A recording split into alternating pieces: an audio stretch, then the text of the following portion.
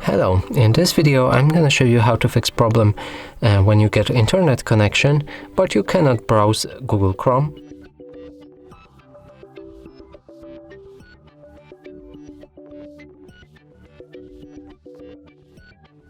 or use Google Play Store.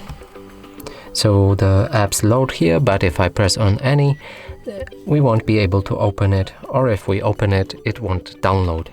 And this fix should work on your Samsung Galaxy A33. So the first thing is to go to the settings, then scroll down, find General Management, Date and Time, and from here Automatic Date and Time. Press on the switch to enable it, go back, open Google Play Store, reload any page like that, and it should show, and you should be able to download it and install it.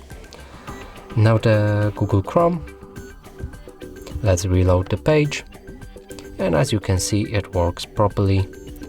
And that's it for this video. Hope you like it. Please consider subscribing to our channel, leave a like and a comment below.